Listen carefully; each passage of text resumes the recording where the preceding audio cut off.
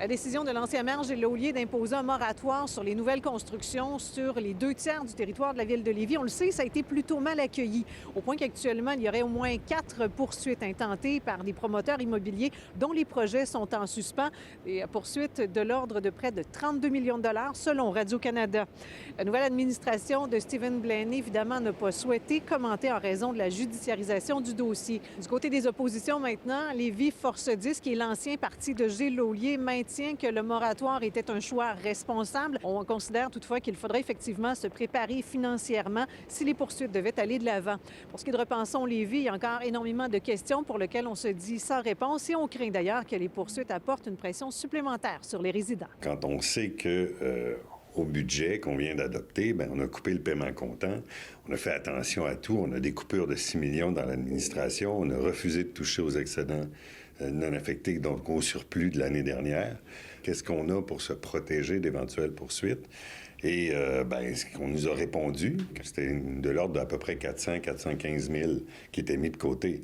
Donc, on est très loin du montant qui est en cause. En campagne électorale, Stephen Blaney appelait à devancer le moratoire. Il s'était aussi engagé, s'il était élu, à prendre les 4 premiers mois de son mandat pour dresser un état des lieux. Et d'ailleurs, on y arrive. Ça fera 4 mois qu'il est à la tête de la ville de Lévis la semaine prochaine.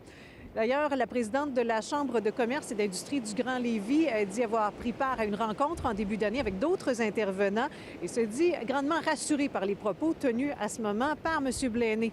Une confiance que ne partage toutefois pas le chef de Repensons Lévis. Il a été très rassurant sur la suite des choses. Donc, il nous a promis au comité, mais à nos promoteurs, donc aux entreprises impactées, un plan clair, précis. Nous, on veut que le moratoire se règle. Donc, clairement, il s'est commis. Évidemment, on n'a pas le choix. Vous savez, un moratoire, c'est minimalement 2 ans.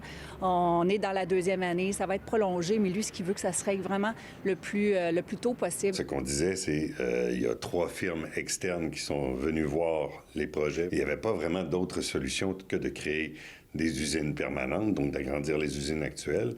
Et ça prendrait le temps que ça prendrait. Le cabinet de M. Blaney nous a laissé entendre qu'une mise à jour du moratoire et un état de la prévisibilité, d'ailleurs, serait présentée lors d'une conférence publique présentée le 11 mars prochain.